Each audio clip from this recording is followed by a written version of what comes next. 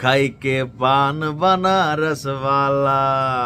বানারসের পান খান আর না খান, এই মুহূর্তে ভারতে একখান দুইখান তিনখান সেনা ক্যাম্প কিন্তু বাংলাদেশের সীমান্তে মাত্র 30 কিলোমিটার দূরে তারা সেনা ক্যাম্প তৈরি করছে।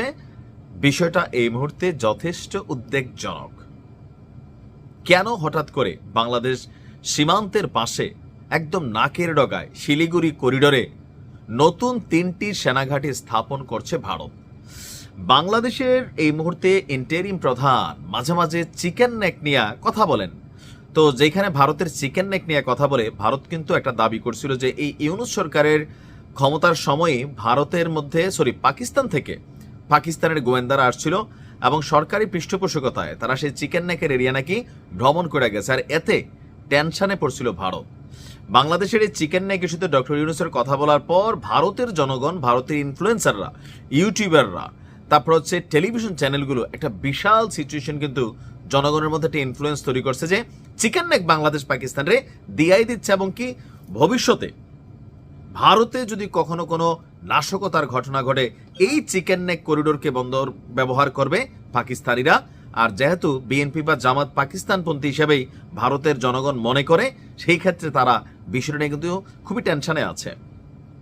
আচ্ছা, এখন ঘটনা কি দেখেন, ভারতের মূল ভূখণ্ডের সঙ্গে যে 7 সিস্টার্স আছে, সেই 7 সিস্টার্স রাজ্যকে যুক্ত করেছে শিলিগুড়ির এই করিডোর, আর যা চিকেন নেক করিডোর নামেও আমরা চিনি।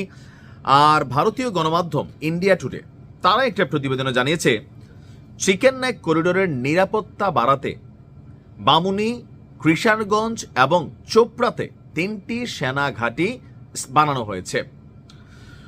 দেশটির গোয়েন্দা সংস্থার একটি উচ্চপদস্থ সূত্র বলছে, গুরুত্বপূর্ণ যেসব গ্যাপ ছিল সেগুলোতে নজরদারি বাড়ানো এবং যে কোনো ঘটনা ঘটলে দ্রুত প্রতিক্রিয়ার সক্ষমতা বাড়ানোর জন্য এই সেনাঘাঁটিগুলো তৈরি করা হয়েছে।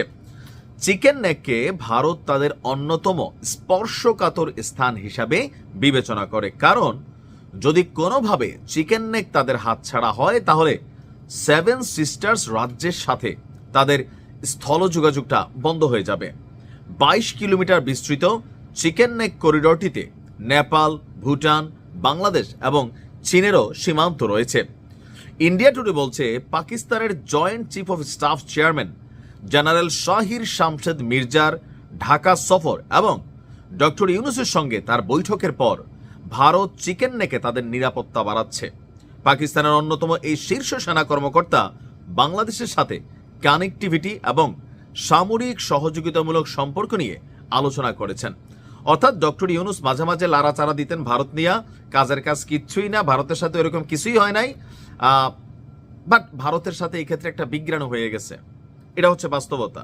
তো এই যে বিগ্রাইছে বা ওনার বিভিন্ন অ্যাক্টিভিটিসে ভারত মনে করতেছে যে বাংলাদেশ এবং পাকিস্তান মিলা কোন একটা ঘটনা ঘটে। বাবার এই মুহূর্তে দেশে যে পাকিস্তানপন্থী অনলাইন অফলাইন বা ধরেন এই যে বিভিন্ন অ্যাক্টিভিটিস হচ্ছে, ভারতের গোয়েন্দা সংস্থাগুলো এখানে মনিটরিং করছে তাদের নিরাপত্তার খাতিরে, তাদের দেশের নিরাপত্তার জন্য তারা এগুলোকে অবজারভেশন করতেছে। আর সেখান থেকে তাদের ভয় যে আমরা গোপনে গোপনে পাকিস্তানের সাথে হয়তো কোনো আতাত করছে বা সরকার আতাত করছে।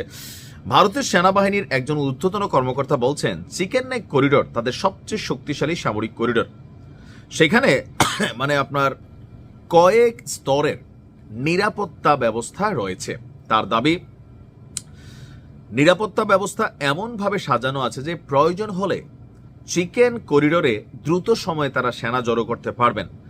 এর আগে ভারতীয় সেনাবাহিনীর প্রধানও একই সুরে বলেছিলেন যে চিকেন নেকের বিষয়টি আমি ভিন্ন দিক থেকে দেখি, এটি আমাদের সবচেয়ে শক্তিশালী অঞ্চল, কারণ পশ্চিমবঙ্গ, সিকিম এবং উত্তর পূর্বাঞ্চলে মোতায়েন থাকা আমাদের সব সেনাকে এখানে দ্রুত সময়ের মধ্যে জড়ো করা সম্ভব। অর্থাৎ এই মুহূর্তে ভারত যে প্রস্তুতি নিচ্ছে যে বাংলাদেশের সাথে যে কোনো সময় একটা কনফ্লিক্ট হতে পারে, আর সেক্ষেত্রে তারা তাদের সব রকমের নিরাপত্তা সিস্টেম A to Z সেখানে রেডি করতেছে।